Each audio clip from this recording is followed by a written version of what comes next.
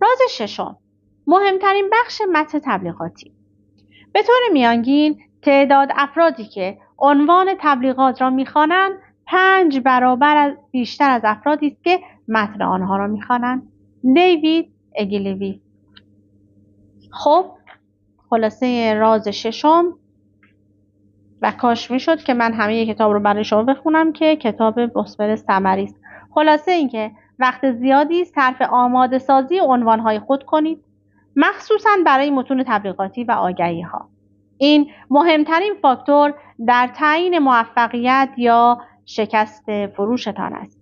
هرگز چیزی را بدون عنوان یا جمله آغازین اغوا کننده در فضای آنلاین منتشر نکنید.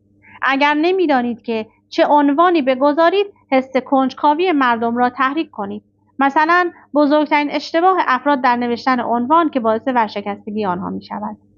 و در انتها وقتی عنوانی اثرگذار دارید، عنوان‌های جدید را در مقایسه با آن امتحان کنید تا ببینید چگونه می‌توانید نتیجه بهتری بگیرید. برای خود من اتفاق افتاده که تا 500% افزایش فروش داشتم، آن هم فقط با تغییر عنوان. اما ما به انتهای وقتمون رسیدیم. فقط تیتر رازها رو برای شما میخونم. راز هفتم، هرگز نمی شود یک نسخه برای همه پیچید. راز هشتم، با فرد آشنا شوید، مشتری ایدئالتان. راز نهم، فرمول نهایی بولت. راز دهم، آنچه واقعا باعث می شود مردم خرید کنند، چیزی که شما فکر می کنید نیست. راز 11، چرا به اندازه کافی خوب بودن شما را فقیر می کند و فقیر نگه می دارد؟ راز 12، چرخ را از نو اختراع نکنید، از نسخه های عالی ایده بگیرید. راز 13، همه چیز در مورد آنهاست نه شما. راز 14، اگر هنوز هیچ مدرکی از رضایت مشتری ندارید چه می کنید؟ راز 15، 3 فرمول فروش که هرگز شکست به بار نمی آورند. راز 16، این همه بستنی، اما چه طعمی را باید انتخاب کنم؟ راز 17، چگونه به سرعت یک نامه فروش فوق‌العاده بنویسیم.